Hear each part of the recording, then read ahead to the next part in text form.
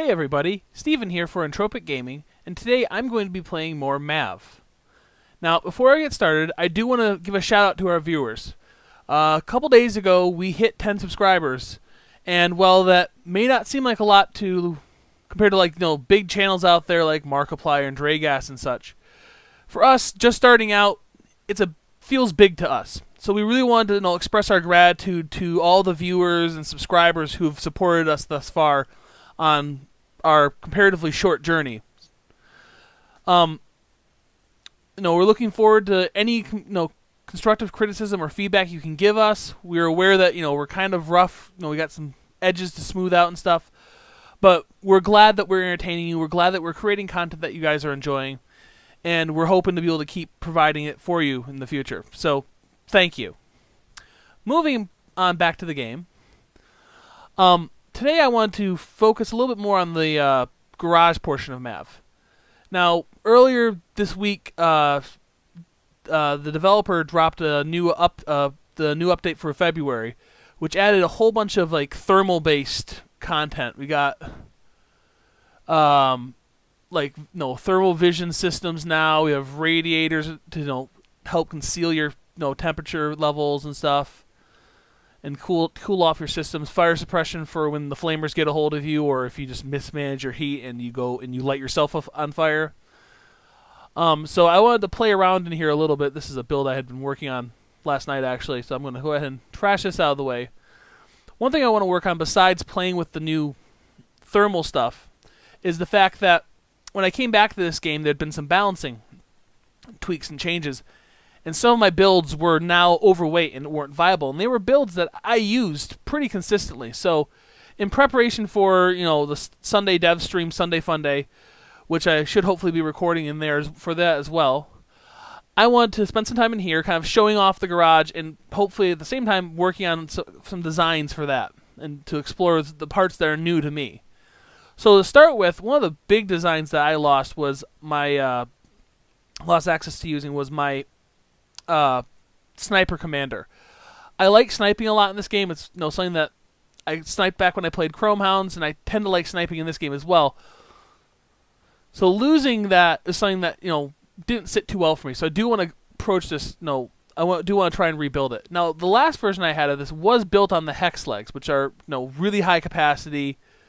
They have a lot of stability and stuff, but what they do lack is speed and maneuverability. And as could be seen, as I commented in my last video, the hex legs do get kind of danced around. They have a really hard time maneuvering and keeping up with a lot of the other builds. So I want to try and make a build that's a commander sniper that's built on these reverse joint legs.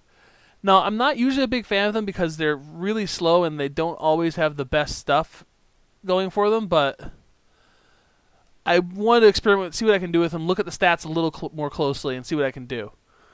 So yeah, there are a number of stats on these, and I'm noticing right away that one of my frustrations with these in the past has been their turning speed. And I'm noticing that some of these models have a really low turning speed versus others have a higher one, some of which are much higher. So I'm going to need weight capacity, that's for sure. So it's looking like I'm going to want to use stompers of some form. However, those are also the ones that have the really slow turning speed. So I'm thinking these boosted stompers. That will help me with my weight capacities. Either stabilized, which is 7941, or armored, which is 7421. I'm going to go for the stabilized stomper boosted. So we'll get these in here. And now the garage works in like a drag and drop method. When you start off, you have to start by placing your legs down. You can change them out later, but you do have to start at the chassis. And like I said, I've gone for these reverse joint legs. So the next point, usually, a lot of times people will start with a cockpit for the next part.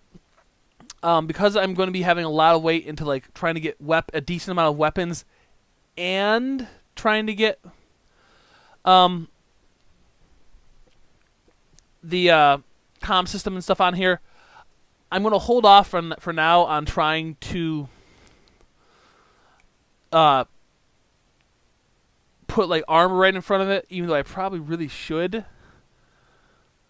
And I'm going to try and focus a little bit more on just getting this thing set together. Although the idea does occur to me that I could. This is actually a trick that you kind of saw it in play on the on that build that was in here when I started on this. I'm going to try actually playing with the doing this kind of a setup. I'm going to try that little using these angled spacers to kind of get my cockpit behind my legs. Now, when I move apart, you can see that these little yellow dots. Each of those little yellow dots represents a connection point. And while I can certainly rotate the part around some with that, and once it's on, I can rotate it. No, the main point of connection is going to be, you move it around, you drag it to where you want it, and then you try and get the connection point to line up as best as you can. The easiest way to get it to land precisely on the one you want is to kind of like overlay. If I want that point to connect there, I just do it like that.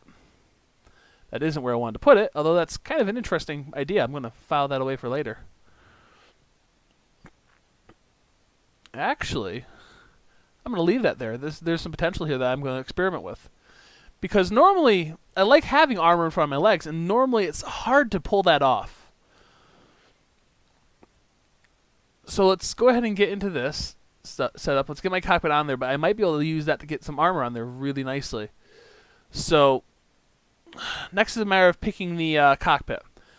Now, one of the big things that the cockpit affects, besides just being the thing that if it's destroyed, you lose, is it affects your aim stability, as well as it affects how many weapon groups you have and how many weapons can be in each group. So I'm going to look at, if I'm going to be trying to snipe, I don't need a crazy heavy attacker.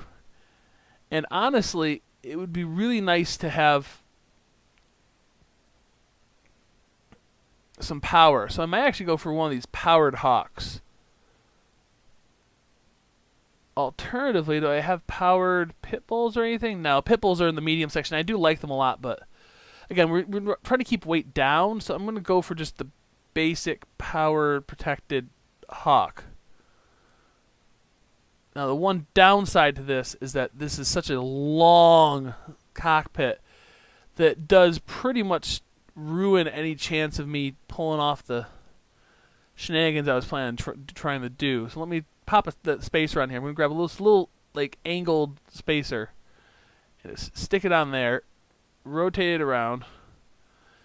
So that could be used to pop armor on there pretty easily, but not with this cockpit. So I'm going to pull that cockpit off for now. I do like it. I like the fact that it gives me some power.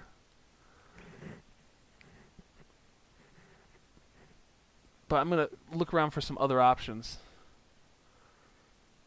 I'm going to actually grab this pit bull. This basic pit bull is really light, but it's got a pretty decent amount of... It's got 4 weapon groups, 4 weapons per group, which is pretty good for most uses. Doesn't generate energy, which is kind of a bummer, but I don't know if there's much in the way of powered stuff that isn't these really big, bulky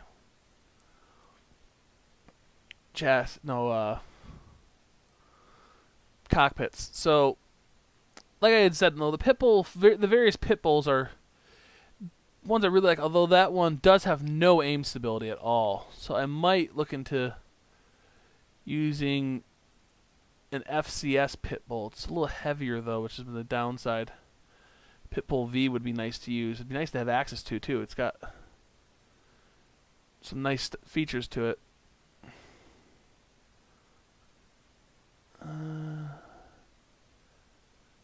FCS pit bull V. It's got the aim stability and stuff. But let's go ahead and grab the pit bull V. I'll pull both of them in here. I can switch them on and out as we need to. And you can see you can just kind of leave parts floating around as you need to. You can just kind of, play with it. So the question is if I have that on there, can I now throw a big chunk of armor off on that front there? And that would be really nice. Can't do it that way, but I can do it that way. It's not the best, but it protects the spacer in there, and it protects my cockpit, kind of. Not a ton, but kind of. And in a fairly subtle way, so I might stick with this. Now the question is, can I get away with doing the same thing with that cockpit? I can. Okay. So I'm going to use the FCS, the FCS Pitbull V there, just because it's got more aim stability, and that really, if I'm going to be running with snipers, that's going to be important. So with that figured out, I'm going to dump those out of the way. Now, I'm not going to worry too much on this build, at least, about the thermal stuff, just because weight's going to be a concern, and I'm not trying to be stealthy all that much. So I'm not going to worry about putting on the radiators unless I know I've got something that's really going to be generating a lot of heat. I do, however, want the comm system. This is, kind of the bread and butter of this setup. And I'd really like to have this big ol' ComSat 800. It's actually the most heat efficient and the most durable. But the question becomes if, I can... Well, I don't want to put it there. If I have the weight capacity to be able to fit it. So I can drop that there. I'm short on power, but I got a fair amount of weight left, which is good because snipers are heavy.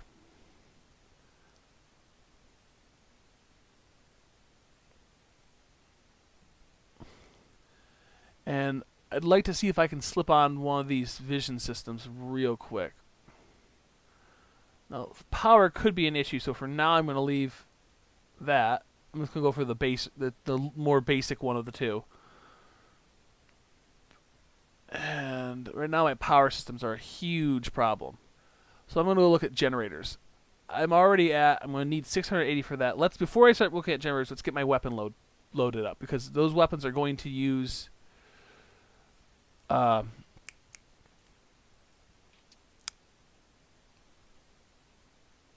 lot of power potentially themselves as well. So I'm looking at the snipers. I personally prefer ones that have a high shot velocity. If you look at the stats, you can see that they have a variety of shot velocities. They have a variety of how much zoom they have, how much damage and range and accuracy they have.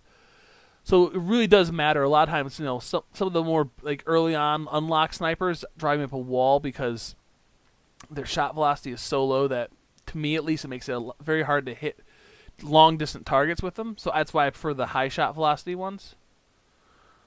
Actually, I think this is one of my favorites right here. Actually, the LGT XS Sniper Y6. So let's get that on here. You can duplicate parts once they're out here, which is a really good way to not have to go through the menu for a bunch of times for stuff like weapons that you're going to need multiples of. I'm going to try and see if I can't get a load out of 4. I could get more, but again, the more you, especially with snipers and howitzers and cannons, big guns with a lot of recoil, the more you fire at the same time, the harder it is for the recoil to be under control. And firing multiple weapons together, you need good recoil control, especially with snipers that don't have splash damage. So let's see if I can't load some of these on here. And already you can see my power needs are just going through the roof, as is my weight very quickly. So I'm thinking more than likely, yeah, that ate up most of my capacity right there. So my weight's really high now. My speed's really low because my power is so bad. I'm going to pull this off for now. I can add it back on, try to fit it back on later if I need to, but it's kind of a frill right now, and I'm hesitant to use the thermal too much because I don't want to become reliant on it for target fighting. That was a mistake I made back when I played Modern Warfare 2 years ago. And it is, I got so reliant on having the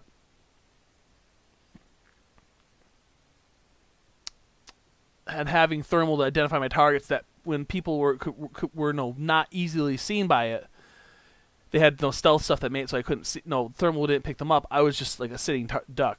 Enemy snipers just wrecked me. All right, so I need 915 in total. So another 800 power would do do the trick.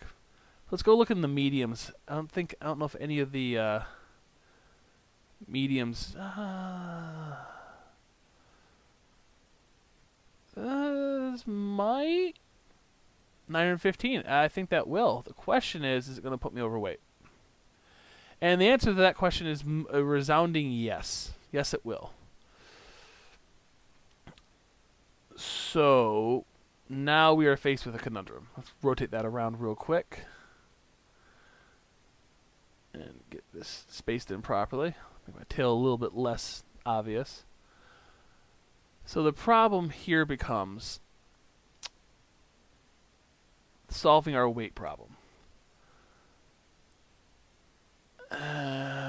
We're not that badly overweight, so I could switch out, look into a different cockpit possibly. I'm thinking that's my best option. So I've got the FCS Pitbull V5 right now, or V. I'm not sure what it's supposed to be. I'm going to say V 5 because the other ones are using Roman numerals. So let's look into those mediums again, because I do like the Pitbull kind of like frame. That's 978. So I think there was one I saw. Yeah, the FCS Pitbull. It's not quite as stable, but it's a very similar level of stability. Less durability, but hopefully not going to be getting lit up too badly either. So hopefully that won't be a problem. Let's go ahead and pull off my cockpit there, and you can see how, like, if that were attached to the chassis and I wanted to change my leg type or something, I could just lift it off, change out the legs, and drop it right back on. So let's go ahead and drop this new cockpit on there. We'll grab off my snipers, reattach them onto the new one.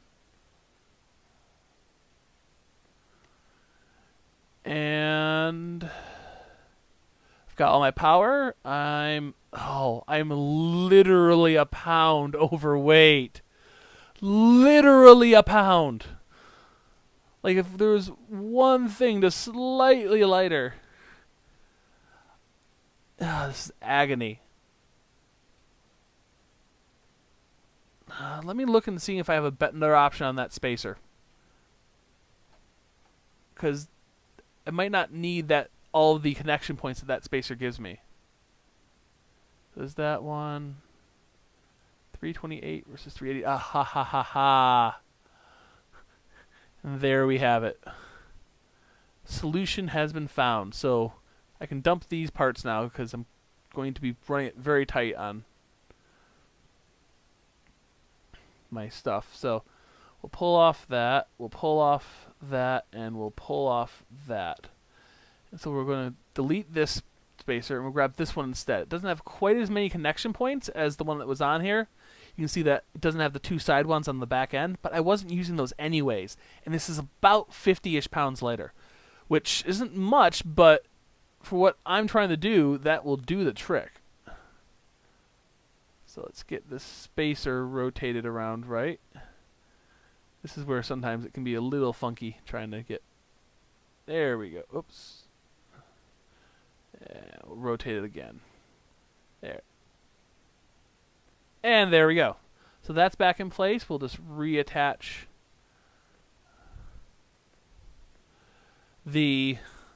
all the various other component parts. And we'll drop that on there. So we have enough power, and we're a little underweight. The question is, how underweight are we? It would be nice if I could fit in that thermal stuff, because I would like to be able to see the heat output on this. It's something that I've suggested it to the dev, and Cyber has said that he's it's something that would be worth looking into possibly. But I would really love it if the garage had a way for me to kind of like test it, like a dyno system kind of almost for the M.A.V.s, so that you could test and see how they heat up when they're going, because sometimes we're also getting used to the way the thermal stuff works. I thought I had put plenty of radiators on a hover build, and it was still like bright as the bloody freaking sun on the legs when it went to go, and I would have liked to have been able to check that in the garage. So hopefully that gets added. But for now, I'm going to see if I can't add on the vision system real quick. And it would help if I had not just clicked on it. problem is I only have about 60, not even quite. I've got about 57 pounds of weight, and I don't know if I've got... Oh yeah, the weight stuff on that is way too high. And the other issue is that beyond weight is also power use. My power is right at the edge. I'm not thinking I'm going to be able to get it in here. So after you've got all the parts built together and assembled like this, for example, next thing you got to do is you have to assign your weapons. So when you switch over to the weapons tab up in the corner there, it will highlight in yellow any weapon that isn't part of a group already, and it will bring up your groups on the side. So you can expand out any group. And like I said, this particular Pitbull variant has 4 weapon groups with 4 slots each. Way more than we need for this. Pitbulls are really great for like loading up a bunch of guns and having a bunch of groups and stuff. I'm using it mostly because it's a very compact but yet still stable cockpit. So it's good for what I need. So the first weapon group, let's assign to this right side here. So you click on a slot, and you click on the weapon you want to be in that slot.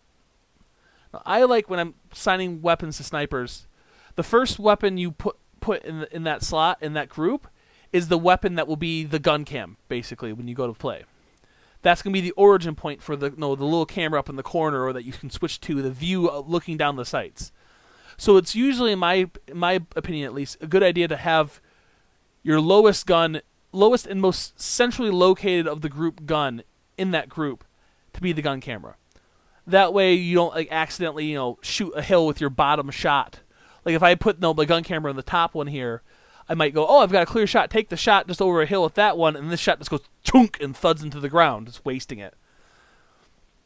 The other concern potentially is that losing your gun camera. Sometimes people like burying their gun camera inside a cluster of weapons so that it won't be the first one to go down. I want to have a cluster to work with here, and the real potential difficulty comes from the fact that by having that bottom camera be the gun camera, it will actually be dependent on the one above it. So if I lose that top one, I'll lose both of them. And in fact, actually, I can remedy that. So I'm going to go back to build real quick, and I'll just basically pop the bottom gun up on top. That way the one that's attached to the cockpit will also be the one that can be the gun camera. So now we'll go back into weapons. I'm going to have to reassign these into their gun camera groups. So first one's going to there, second one goes to there, and that bottom one is the gun camera, and then we'll do the same thing on the other side. Not a really heavy loadout, but for as protected as this is with that big of a comm system on it and having 4 snipers, I'm pretty happy with this. I would like to have more. I know my my Hex build commander that I'm replacing had 2 groups of 5 snipers, and those hit this like a freight train when you when you can hit with all of them in a group. But it was just so slow and ungainly that I think this might be a better option. So once you have your weapons ready and your build ready, you can save the M.A.V. at that point. It's combat ready. You want to check all of these icons up at the top. You want them all to be green. You can work with a M.A.V. that has the energy icon yellow. That means that's underpowered. But you will lose some speed. You will lose some performance out of it. The rotation check, the collision check, the weapon settings valid, and the weight settings all have to be green, or else it won't be a valid M.A.V. You can't take it into combat. A lot of these are fairly intuitive. The rotation check is just basically going to make sure that your cockpit's facing forward. Your cockpit will always have to face forward. And by default, when you place it, it's going to always look forward. But there are ways to play with, trick the garage system and have it facing not forward. And in those situations, it will force you to readjust it so it's forward. Collision check is just making sure that no parts are overlapping or running into each other. When I was placing parts, if you saw 2 parts, turn red when they're overlapping, that's the garage telling you, hey, your parts are colliding. You need to move them around a bit. The weapon settings is just that I've set my weapons. It's there as a failsafe to make sure you don't forget to set weapons. I used to do that all the time in Chrome Hounds, and it drove me up a wall because I'd go into a mission and have like half my guns or none of my guns, and it just sucked. And then the last one is weight. No, you cannot be overweight. That's one thing that's different from Chrome Hounds. In Chrome Hounds, you could take a M.A.V. into combat overweight. It just usually resulted in a M.A.V. that was beyond non-viable. Just way too slow, way too ungainly, slow rotation, slow reload. It was just a bad idea. And M.A.V.s says it's overweight, you can't do it. The legs can't handle it. So this M.A.V. is ready to go. I am, however, going to go into the paint. Now there are a variety of camos options to choose from. Some of them are just default camos. Others are designs that you buy in the shop, and then there are some that are like for example, my Alpha 2 Silver. This is a camo quote color that was given to the alpha testers in the second round of alpha for as basically thanks for helping with M.A.V. The Alpha 1 camo actually is gold rather than silver, and I'm mega jealous of the people who do have it. It's really beautiful, but the silver is really nice as well. So I'm going to go ahead and my usual paint job is I like using this banana paint job. I'm known a little bit for my horrifyingly 80s loud paint jobs. So I'm going to go ahead and move these slider bars to set this to a nice bright pink. We'll switch to the second color. We'll set it to an obnoxiously bright cyan. Third color I usually just do straight up blue. And this is I usually use this paint kind of scheme for most of my M.A.V.s. And then I'll just make the fourth color black, which is just going to be the background. So once you've set all those colors, you then just click on a part, and it paints it. So then you just click part by part, paint all your stuff.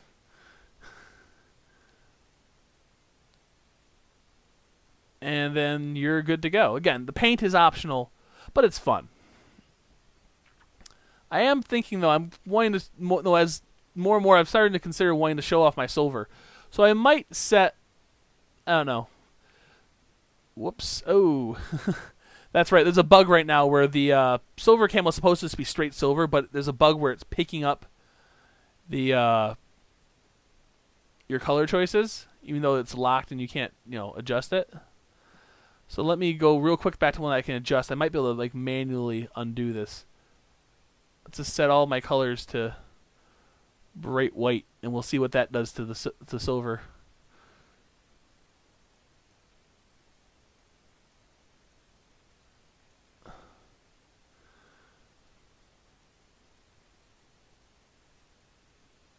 There we go.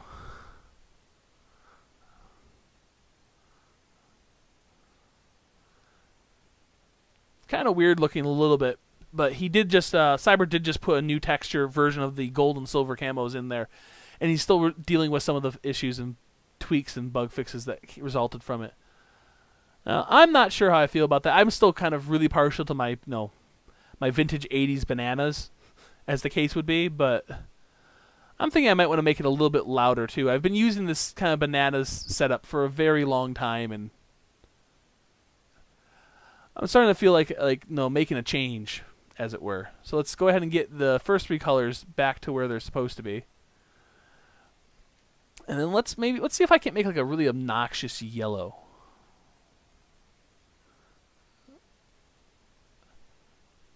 Oh, that's a little hard to parse. So let's see. I've done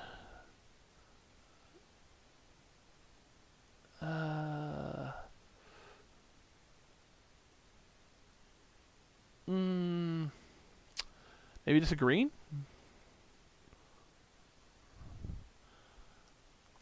Let's try it with pure white. I'm thinking I might end up putting it back to the black, but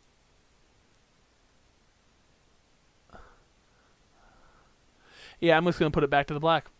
I have to say, I have a weird taste in my paint colors. Even back when I played Chrome Hounds, my nickname was and my squad was the homicidal hippie because my paint job was this horrendously bright, tie-dye looking, obnoxious, you could see it from the other side of the bloody map paint job. And then my emblem, which Chrome Hounds would let you put emblems on your mech, and the Cyber's talked about doing that, but he hasn't implemented it yet. But my emblem in Chrome Hounds was a daisy with a pair of cross sniper rifles over the front of it, and like a skull in front of it. It was like this, like really, like I just embraced this whole idea of like being like this like crazy killer hippie thing for some reason, and that aesthetic of paint job has really stuck with me. So now that I've got my paint all taken care of and everything, I'm gonna go over here and save M.A.V., and I've got a whole bunch of my old designs in here. So we'll call it prototype chicken sniper / commander, and we'll give that a save. Now before I head out to go test it, because I do want to test it real quick before we finish, I want to double check and make sure that the chassis I'm using is got some decent turning. I've got the stabilized stomper boosted, because some of the, like I said, some of the reverse joint ones are really slow to turn, but this one's got 67 turning, which is good enough for my standards. I'm happy enough with that, compared, because in the past a lot of times I've used these stompers, and I'm seeing now, looking at the stats more closely, that 27 is just painful. And then I don't remember if the cockpit has relevance on turning speed. It doesn't. Okay, so it's entirely on the chassis. I'm happy with where this is, so let's hop out to the main menu, and we'll run to the quick battle single player, and we'll see how I can fare against this bot in here. Now, granted, this bot has tended towards kicking my ass pretty reliably, so it's kind of almost my acid test at this point. You can see, no, this is the, won't let me click over to it, so I'm going to deploy. This is a really like bare bones siege match. The single player it's a 1v1 siege on Grassy Creek.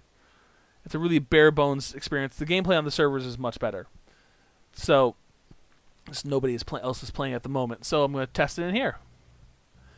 So you can see I can switch between my weapons. Oh man, even on here, even with this, it's still kind of painful, but it's workable. I got my armor in front. Now I don't have comm deployers. No, one of the AUXs you can put on M.A.V.s is an AUX device that puts down little uplinks that creates little bubbles on the map. That kind of like helps expand how wide your network is. And I often like having those, but with as large as this network on this one is, it's not as big of an issue. The trick is going to be whether or not I've got enough.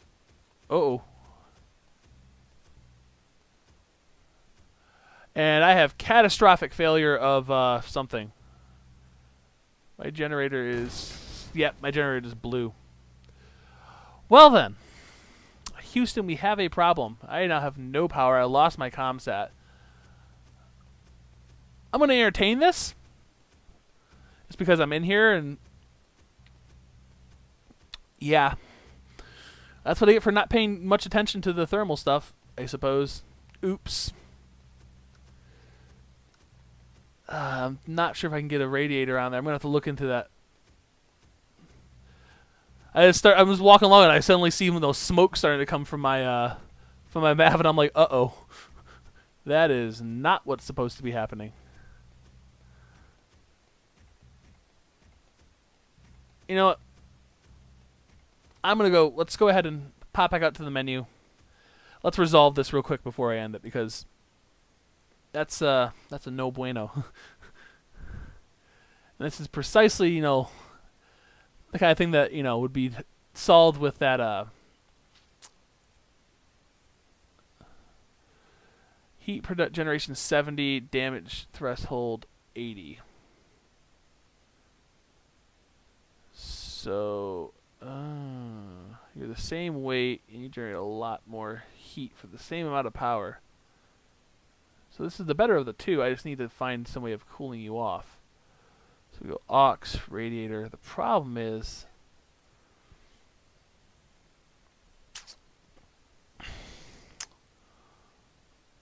let's see if I can't switch in this.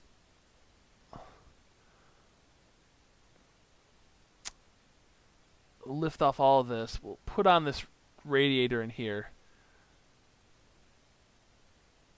I really wish it had like a bottom one I could stick it down with, but it doesn't.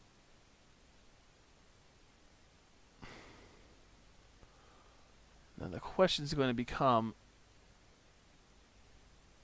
can I get this to play nice well enough to need more power now, which partially negates the entire, balancing stuff. This is where stuff gets kind of nutso. And also now I'm going to need to space this out, and my weight's not much better off. So this is going to be a bit more of an involved fix than I expected. So I'm going to go ahead and end this here. Hopefully next time I'll probably be recording another episode of M.A.V. stuff this Sunday for on the Sunday Funday. So hopefully by then I'll have been able to resolve this, and we can take this into combat against some of the other players and the dev and see how it does. Because testing against bots really only will only give you so much in terms of like information regarding how well the build will work. But hopefully by then I'll have this build worked out. I may have some other builds to show you guys when I take them into combat, and it should hopefully be a good fun time. So other than that, thank you everyone for watching, and I'll see you all in the next video.